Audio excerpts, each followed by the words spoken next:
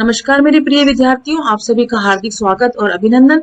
मैं डॉक्टर विनी शर्मा आपके सामने लेकर आई हूँ राजनीति सिद्धांत पुस्तक का अध्याय नागरिकता। ये हमारा दूसरा वीडियो विद्यार्थियों। इसमें हम ये जानने का प्रयास करेंगे कि समान अधिकार क्या होते हैं, समान अधिकार किसके लिए, अमीर और गरीब के अधिकारों की चर्चा की गई है विद्यार्थियों। इसके अंतर्गत अमीर के अधिकार और गरीब के अधिकार किस प्रकार से समान होने चाहिए, क्या अमीर की तरह ही गरीब लोगों को बुनियादी अधिकार और न्यूनतम जीवन स्तर की गारंटी दी जानी चाहिए। इन सभी प्रश्नों पर हम विचार करेंगे विद्यार्थियों। इस मुद्दे पर विचार करने के लिए हम खास वर्ग के लोगों पर हम नजर डालेंगे और वे लोग हैं शहरी गरीब लोग। शहरी गरीबों से संबंधित समस्या उन अत्यावश्यक समस्याओं में से एक है विद्यार्थियों, जो सरकार के सामने मुंह बाए खड़ी है, अर्थात सरकार के सामने प्रत्यक्ष रूप से खड़ी हुई है। भारत के हर शहर में बहुत बड़ी आबादी झोपड़पट्टियों और अवैध कब्जे की जमीन पर बसे लोगों की रही है। यद्यपि ये लोग अपरिहार्य और उपयोगी काम अक्सर कम मजदूरी में कर लेते हैं, फिर भी शहर की बाकी आबादी उन्हें अवांछनीय मेहमान की तरह देखती है। उन पर शहर के संसाधनों पर बोझ बनने या अपराध और बीमारी फैलाने का आरोप भी दिन प्रतिदिन बढ़ा जाता रहा है और गंदी बस्तियों की स्थिति अक्सर विभत्स होती जा रही है। छोटे छोटे कमरों में कई लोग फंसे रहते हैं और यहाँ न निजी शौचालय होता है और न जलापूर्ति, न और गंदी बस्तियों में जीवन और संपत्ति असुरक्षित होते हैं।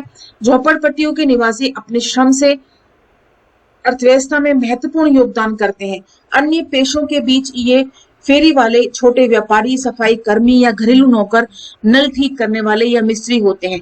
झोपड़पट्टियों में बेंत, बुनाई, कपड़ा रंगाई, छपाई, सिलाई जैसे छोटे कारोबार भी चलते हैं। झोपड़पट्टियों के निवासियों को सफाई या जलापूर्ति जैसी सुविधाएं उपलब्ध कराने पर संभवतः कोई भी शहर अपेक्षाकृत कम खर्च करता है। कहने का मतलब है, इन छोटी छोटी बस्तियों में, कच्ची बस्तियों में ऐसे लोग निवास करते हैं जो हमारी छोटे छोटे कामों को, जरूरतों को पूरा करने का प्रयास करते हैं, लेकिन इनकी साफ सफाई के लिए, इनकी मूलभूत सुविधाओं के लिए कोई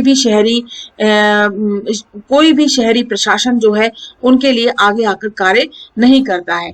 विद्यार्थियों, शहरी गरीबों की हालत के प्रति सरकार, स्वयंसेवी संगठन और अन्य एजेंसियों सहित स्वयं झोपड़पट्टी के निवासियों में भी जागरूकता दिन प्रतिदिन धीरे धीरे बढ़ रही है। मिसाल के तौर पर जनवरी 2004 में फुटपाथी दुकानों के लिए एक राष्ट्रीय नीति तैयार की गई। बड़े शहरों में लाखों फुटपाथी दुकान हैं और उनको अक्सर पुलिस और नगर प्रशासकों का उत्पीड़न भी झेलना पड़ता है। इस नीति का मकसद विक्रेताओं को मान्यता और नियमन प्रदान करना था, ताकि उन्हें सरकारी नियमों के अनुपालन के दायरे में उत्पीड़न से मुक्त कारोबार चलाने की शक्ति हासिल हो। झोपड़पट्टियां भी अपने अधिकारों के प्रति जागरूक और संगठित हो रही हैं। उन्होंने कभी कभी अदालतों में भी दस्तक दी है और उनके लिए वोट देने जैसी बुनियादी राजनीतिक अधिकार का प्रयोग करना भी कठिन हो जाता है, क्योंकि विद्यार्थियों, मतदाता सूची में दर्ज होने के लिए स्थायी पते की आवश्यकता होती है और अनाधिकृत बस्तियों और पटरी पर रहने वाले लोगों के लिए ऐसा पता पेश करना बहुत ही कठिन होता है। हमारे समाज में विद्यार्थियों, हाशिए पर ठेले जा रहे अन्य इंसानी समूहों में आदिवासी और वनवासी शामिल हैं। ये लोग अपने जीवन यापन के लिए जंगल, अन्य प्राकृतिक संसाधनों पर निर्भर हैं। बढ़ती आबादी, जमीन और संसाधनों की कमी के दबाव के कारण उनमें से अनेक की जीवन पद्धति और आजीविका संकट में है।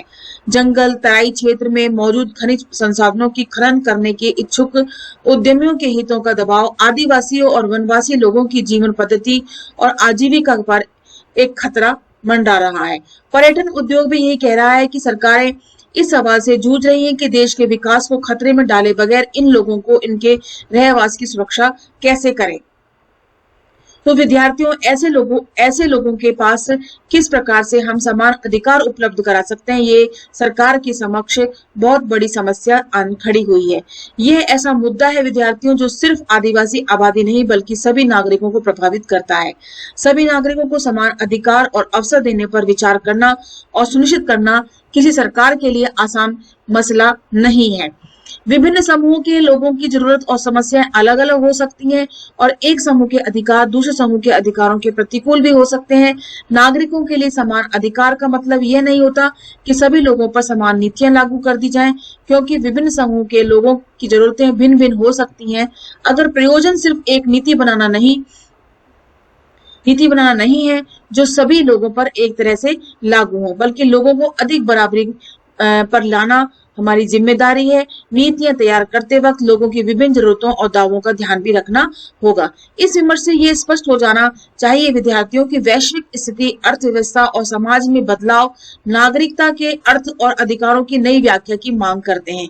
नागरिकता से संबंधित औपचारिक कानून प्रस्थान बिंदु भर होते हैं और कानूनों की व्याख्या निरंतर विकसित होती है।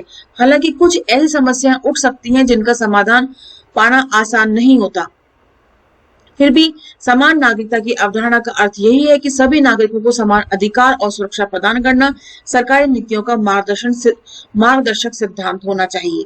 तो विद्यार्थियों, चाहे गरीब हो, चाहे झोंपड़पट्टी में रहने वाला व्यक्ति हो, मामूली कर्मचारी हो और छोटी छोटी जरूरतों को पूरा करने वाले कारीगर हो, उन सभी लोगों को अमीरों के समान ही समान अधिकार भी प्राप्त होने चाहिए। अर्थात उन लोगों के लिए मूलभूत आवश्यकताएं, रोटी, कपड़ा, मकान, स्वास्थ्य सेवाएं, शिक्षा और मनोरंजन, ये सभी चीजें उन्हें उपलब्ध होने और उनको उपलब्ध कराई जानी सरकार की प्राथमिकता होनी चाहिए। अब बात आती है विद्यार्थियों, नागरिकता, समानता और अधिकार। नागरिकता महज एक कानूनी अवधारणा नहीं है, इसका समानता और अधिकारों के व्यापक उद्देश्य से भी घनिष्ठ संबंध है। इस संबंध का सर्वप्रथम सरसम्मत सूत्रीकरण अंग्रेजी समाजशास्त्री टी.एच. मार्शल ने 1893 और 1981 इनका जीवन काल रहा है, इन्होंने किया और अपनी पुस्तक नागरिकता और सामाजिक वर्ग 1950 में मार्शल ने नागरिकता को किसी समुदाय के पूर्ण सदस्यों को प्रदत्त प्रतिष्ठा के रूप में परिभाषित किया। मतलब मार्शल कहते हैं कि नागरिकता क्या है, किसी भी समुदाय के लिए पूर्ण सदस्यता होती है और वह उसकी प्रतिष्ठा का प्रश्न होती है। इस प्रतिष्ठा को ग्रहण करने वाले सभी लोग प्रतिष्ठा में अंतर्भूत अधिकारों और कर्तव्यों के मामले में बराबर होते हैं। नागरिकता की मार्शल द्वारा प्रदत्त कुंजी धारणा में मूल संकल्पना समानता है। मार्शल कहता है नागरिकता की जो प्रथम कुंजी है वह है समानता। किसी भी प्रकार के लोग हों समाज में, सभी समुदायों को समानता का अधिकार होना चाहिए, सभी लोगों को समानता का अधिकार होना चाहिए। इनमें दो बातें अंतर्निहित होती हैं विद्यार्थियों। पहली की प्रदत्त अधिकार और कर्तव्यों की गुणवत्ता बढ़ाई जानी चाहिए, दूसरी उन लोगों की संख्या बढ़े जिन्हें वे दिए गए हैं। मार्शल नागरिकता के तीन प्रकार के अधिकारों को शामिल करते हैं: नागरिक अधिकार, राजनीतिक अधिकार और सामाजिक अधिकार। इन तीन अधिकारों की चर्चा वो करते हैं। नागरिक अधिकार व्यक्ति के जीवन, आजादी और जायदाद की हिफाजत करते हैं। राजनीतिक अधिकार व्यक्ति को शासन प्रक्रिया में सहभागी बनाने की शक्ति प्रदान करते हैं और सामाजिक अधिकार व्यक्ति के लिए शिक्षा और रोजगार को सुलभ बनाते हैं। तो इस प्रकार से मार्शल नागरिक अधिकार, राजनीतिक अधिकार और सामाजिक अधिकार की चर्चा करते हैं और कुल मिलाकर ये अधिकार नागरिक के लिए इज्जत के साथ साथ जीवन बसर करना और उसकी प्रतिष्ठा को बनाए रखने के लिए जरूरी होते हैं। मार्शल ने सामाजिक वर्ग को असमानता की व्यवस्था के रूप में चिन्हित भी किया और नागरिकता वर्ग पदानुक्रम के विभाजक परिणामों का प्रतिकार कर समानता सुनिश्चित करती है और इस प्रकार यह बेहतर, सुबुद्ध और समृद्ध समाज रचना को सुसाध्य बनाती है। तो सभी लोगों को, मार्शल कहता है, सभी लोगों को समान नागरिकता का अधिकार दिया जाना हमारी प्राथमिकता होनी चाहिए। अब बात आती है नागरिकता, समानता और अधिकार। सर्वोच्च न्यायालय ने मुंबई की झोपड़पट्टियों में रहने वालों के लिए अधिकारों के बारे में समाजकर्मी ओल्गा टेलिस की जनहित याचिका ओल्गा टेलिस बनाम बम्बई नगर निगम पर 1985 में एक महत्वपूर्ण फैसला दिया। याचिका में कार्यस्थल के निकट रहने की वैकल्पिक जगह उपलब्ध नहीं होने के कारण फुटपाथ या झोपड़पट्टियों में रहने के अधिकार का दावा किया गया था। अगर यहाँ रहने वालों को हटने के लिए मजबूर किया गया तो उन्हें आजीविका भी गंवानी पड़ेगी। सर्वोच्च न्यायालय ने कहा कि संविधान की धारा 21 में जीने के अधिकार की गारंटी दी गई है, जिसमें आजीविका का अधिकार भी शामिल है। इसलिए अगर फुटपाथ वासियों को बेदखल करना हो तो उन्हें आश्रय के अधिकार के तहत पहले वैकल्पिक जगह उपलब्ध करानी हमारी प्रायिकता, सरकार की प्रायिकता होनी चाहिए। तो इस प्रकार से समान अधिकार के सभी लोग हकदार हैं। अब बात आती है नागरिक और राष्ट्र की। राष्ट्र राज्य की अवधारणा आधुनिक काल में विकसित हुई। राष्ट्र राज्य की संप्रभुता और नागरिकों के लोकतांत्रिक अधिकारों का दावा सर्वप्रथम 1789 में फ्रांस के क्रांतिकारियों ने किया था। और राष्ट्र राज्य का दावा है कि उनकी सीमाएं सिर्फ राज्य क्षेत्र को नहीं बल्कि एक अनोखी संस्कृति और साझा इतिहास को परिभाषित करती हैं। राष्ट्रीय पहचान को एक झंडा, राष्ट्रगान, राष्ट्रभाषा या कुछ खास उत्सवों के आयोजन प्रतीकों से व्यक्त किया जा सकता है। तो राष्ट्रीय पहचान इन सभी चीजों से व्यक्त की जा सकती है। अधिकतर आधुनिक राज्य अपने में विभिन्न धर्मों, भाषा, सांस्कृतिक परंपराओं के लोगों को सम्मिलित करते हैं, लेकिन एक लोकतांत्रिक राज्य की राष्ट्रीय पहचान में नागरिकों को ऐसी राजनीतिक पहचान देने की कल्पना होती है जिसमें राज्य के सभी सदस्य भागीदार हो सकें। लोकतांत्रिक देश में आमतौर पर अपनी पहचान इस प्रकार परिभाषित करने का प्रयास करते हैं कि वे यथासंभव समावेशी हो यानी सभी नागरिकों को राष्ट्र के अंग के रूप में खुद को पहचानने की अनुमति देता हो। तो इस प्रकार से विद्यार्थियों, आधुनिक राज्य अपने विभिन्न धर्मों की, विभिन्न भाषाओं की, सांस्कृतिक परंपराओं को एक सम्मिलित रूप में, एक रूप में बनाए रखने की एक राष्ट्रीय पहचान को रखते हैं। लेकिन व्यवहार में अधिकतर देश अपनी पहचान को इस तरह परिभाषित करने की ओर अग्रसर है जो कुछ नागरिकों के लिए राष्ट्र के साथ अपनी पहचान कायम करना अन्यों की तुलना में आसान बनाता है। यह राष्ट्रसत्ता के लिए भी अन्यों की तुलना में कुछ लोगों को नागरिकता देना आसान कर देता है। यह अप्रवासियों को देश होने पर गौरवान्वित होने वाले संयुक्त राज्य अमेरिका के बारे में भी वैसे ही सच है जैसे कि किसी अन्य देश के बारे में सच है। उदाहरण स्वरूप हम देख सकते हैं विद्यार्थियों की फ्रांस ऐसा देश है जो धर्मनिरपेक्ष और समावेशी होने का दावा करता है। वह यूरोपीय मूल के लोगों को ही नहीं बल्कि उत्तर अफ्रीका जैसे अन्य इलाकों से आए नागरिकों को भी अपने में शामिल करता है और पहचान देता है। संस्कृति और भाषा इसकी राष्ट्रीय पहचान की महत्वपूर्ण विशेषताएं हैं और सभी नागरिकों में से अपेक्षा की जाती है कि वे अपने जीवन के सार्वजनिक पहलुओं में इन फ्रांसीसी भाषा संस्कृति से आत्मसात हो पाए। हाँ, वे अपने निजी जीवन में अपनी व्यक्तिगत आस्थाओं और रिवाजों को बनाए रख सकते हैं। यह एक समुचित नीति लग सकती है, लेकिन यह परिभाषित करना हमेशा आसान नहीं होता कि क्या सार्वजनिक है, क्या निजी है। इसने कुछ विवादों को जन्म दिया है।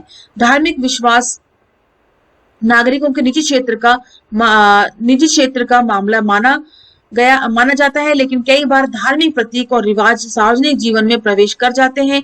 और फ्रांस के सिख छात्रों का स्कूलों में पगड़ी पहनने और मुस्लिम लड़कियों को स्कूली वर्दी के साथ सिर पर दुपट्टा डालने की मांग के बारे में आपने सुना ही होगा विद्यार्थियों। इसे कुछ स्कूलों ने इस आधार पर अमान्य कर दिया था कि ये सरकारी शिक्षा के सार्वजनिक क्षेत्र में धार्मिक प्रतीकों को लाने का मामला है। जिनके धर्म इस तरह के रिवाजों की मांग नहीं करते हैं उनको निसंदेह ऐसी समस्या का सामना नहीं करना पड़ता, लेकिन साफ तौर पर राष्ट्रीय संस्कृति में शामिल होना कुछ समूहों के लिए अन्य की अपेक्षा आसान हो जाता है। नागरिकता के नए आवेदकों को अनुमति देने की कसौटी हर देश में भिन्न भिन्न होती है। नागरिकता प्रदान करने में इजराइल या जर्मनी जैसे देशों में धर्म या जातीय मूल जैसे तत्वों को वरीयता दी जाती है। एक समय तुर्की मजदूरों को जर्मनी में आने और काम करने के लिए प्रोत्साहित किया गया था। उनकी स्थायी मांग है कि जर्मनी में ही जन्मे पले बड़े उनके बच्चों को अपने आप जर्मनी की नागरिकता मिल जानी चाहिए। इस पर आज भी बहस जारी है। ये प्रतिबंधों से संबंधित कुछ ऐसे उदाहरण हैं विद्यार्थियों जो समावेशी होने का दम भरने वाले लोकतांत्रिक देशों में ही लगे हो सकते हैं। भारत स्वयं को धर्मनिरपेक्ष और लोकतांत्रिक राष्ट्र राज्य कहता है। स्वतंत्रता आंदोलन का आधार व्यापक था। विभिन्न धर्म, क्षेत्र और संस्कृति के लोगों को आपस में जोड़ने के कृतसंकल्प प्रयास किए गए। यह सही है कि जब मुस्लिम लीग से विवाद नहीं सुलझाया जा सका तो 1947 में देश का विभाजन हुआ, लेकिन इसने उस राष्ट्र राज्य के धर्मनिरपेक्ष और समावेशी चरित्र को कायम रखने के भारतीय राष्ट्रीय नेताओं के निश्चय को और मजबूत कर दिया, जिसके निर्माण के लिए वे प्रतिबद्ध थे और यह निश्चित संविधान में सम्मिलित भी किया गया। भारतीय संविधान ने बहुत ही विविधतापूर्ण समाज को समायोजित करने की कोशिश भी की और इन विविधताओं में से कुछ उल्लेखनीय भी है। इनमें से अनुसूचित जाति, अनुसूचित जनजाति जैसे भिन्न भिन्न समुदाय, पूर्व में समान अधिकार से वंचित रही महिलाएं, आधुनिक सभ्यता के साथ मामूली संपर्क रखने वाले अंडमान निकोबार द्वीप समूह के कुछ सुदूरवर्ती समुदायों और कई अन्य समुदायों को पूर्ण और समान नागरिकता देने का प्रयास किया गया।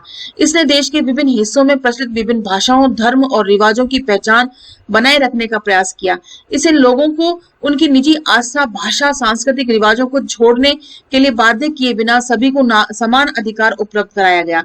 संविधान के जरिए आरंभ किया गया यह अद्वितीय प्रयोग था। दिल्ली में गणतंत्र दिवस परेड विभिन्न क्षेत्र, संस्कृति और धर्म के लोगों को सम्मिलित करने की राष्ट्रसत्ता के प्रयास को प्रतिबिंबित करता है। नागरिकता से संबंधित प्रावधानों का उल्लेख संविधान के दूसरे भाग और संसद द्वारा बाद में पारित कानूनों में भी हुआ और संविधान ने नागरिकता की लोकतांत्रिक और समावेशी धारणा को अपनाया।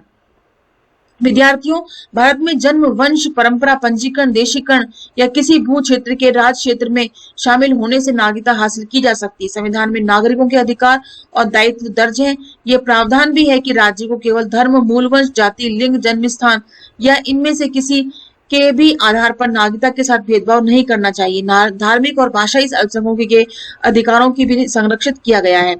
हालांकि इस तरह की समावेशी प्रावधानों ने भी संघर्ष और विवादों को जन्म दिया है और महिला आंदोलन, दलित आंदोलन योजनाओं में विस्थापित लोगों को संघर्ष ऐसे लोगों द्वारा चलाए जा रहे संघर्षों के कुछ नमूने हैं जो मानते हैं कि उनकी नागरिकता को पूर्ण अधिकारों से वंचित किया जा रहा है।